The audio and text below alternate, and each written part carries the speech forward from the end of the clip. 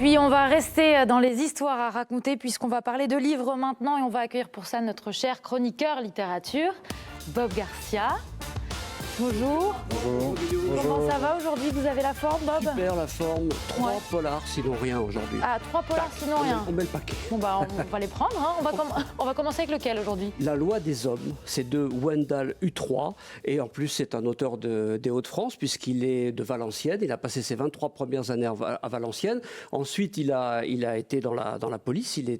C'est un ex-OPJ, comme on dit, officier de police judiciaire. Et donc, il connaît évidemment bien cet univers-là. Et là, il nous embarque dans une histoire incroyable qui se situe dans 2 endroits. À Oudekerk, où là, on a un monsieur qui s'appelle Jacques et qui est un peu l'homme à tout faire.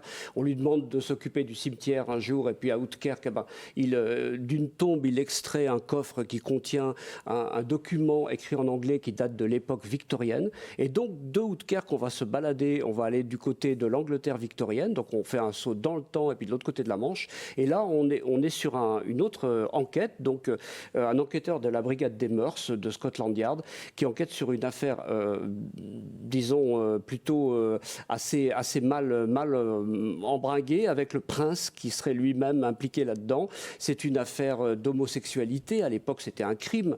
On n'imaginait même pas que 2 hommes puissent aller ensemble et qu'en plus de ça, ils puissent aller ensemble avec des gens d'un très, très, très jeune âge. Voilà, un petit peu pour planter le décor. Donc, on découvre cette Angleterre victorienne qui est assez sordide d'un côté de la noblesse qui peut vraiment tout se permettre, et puis le petit peuple qui est amené à faire des choses abominables juste pour survivre, quoi. Alors on peut le voir, ce bouquin? Ah ouais. Et c'est un roman absolument extraordinaire. Franchement, je l'ai adoré. Il est en train de faire un carton, lui, le Wendell Hutroy. Il est repéré partout. À mon avis, on va en entendre parler, hein. C'est pas le premier, ce sera pas le dernier.